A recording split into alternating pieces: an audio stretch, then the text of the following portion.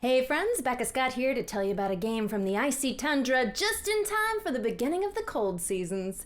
That's right, we're previewing Lords of Ragnarok, Awaken Realms' new asymmetric strategy game of raising armies, praising gods, and blazing your way to victory. And if you're thinking, oh wow, they just reskinned Lords of Hellas. No, that's not what happened. It's cooler than that, and I'm gonna tell you why in this video. Stay tuned.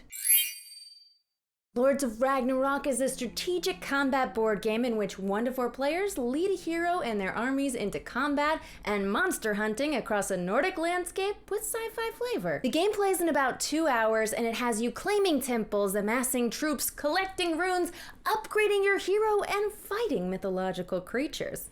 All in a day's work. You've got runes that grant you special abilities, armies that take over regions, ships that transport you quickly all over the map, and priests that pray at monuments to increase your hero's attributes. In fact, you actually build up these monuments piece by piece during the game. The minis come with 4 pieces that attach with a peg and a little socket piece. It looks super sweet when fully erected. Don't. Players take turns taking over land, fighting monsters, building these monuments, and have 4 separate win conditions. They are 1.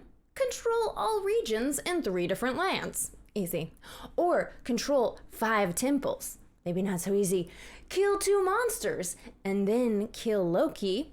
Or fulfill 3 Ragnarok conditions as they come up in gameplay. If this one's the case, each player takes 1 more turn, and whoever controls the most lands adjacent to the central action wheel wins. Another super cool element of this game is that players can take control of monsters, adding another level of interactivity for the non-active players at the table. If an opponent wants to win by going the monster killing route, you don't have to sit back and take it. You can wear that monster skin and you can slap them down yourself. I mean, that's what we're here for, right? Nordic kaiju role-playing?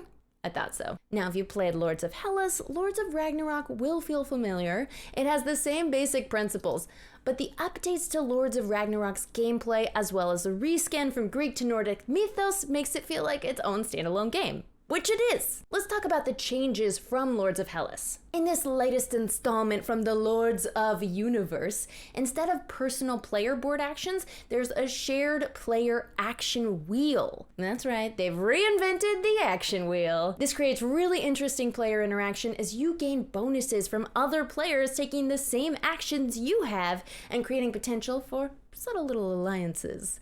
Plus, those actions can be linked to different areas on the map, making area control important not just for that win condition or for battle, but for the bonuses you get when any player takes that action. This communal action wheel also makes the game more accessible as everyone learns at the same time how these actions work and how they affect the board.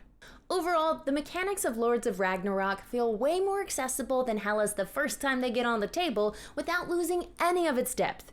This game is just more streamlined.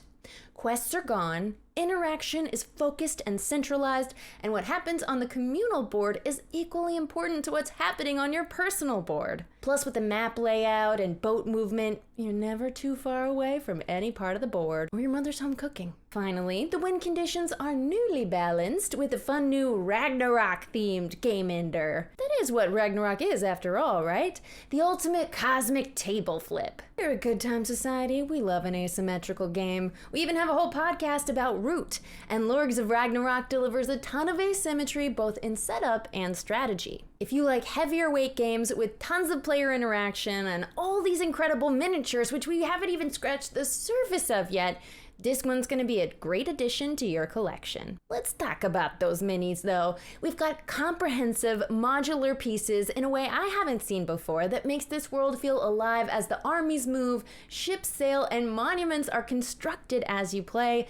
You have gorgeously detailed monsters with this eerie skeletal design that evoke the feeling of Marvel meets Horizon Zero Dawn.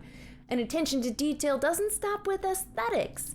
The army minis have built-in trackers in the bases to track power as they grow. How sweet is that? This game looks super cool. It's not just a sequel for sequel's sake, it's a new take with fresh design elements and a sweet Norse theme to excite everyone from your Neil Gaiman fans to your Chris Hemsworth stans. Check it out now on Gamefound. You can find that link in the description below.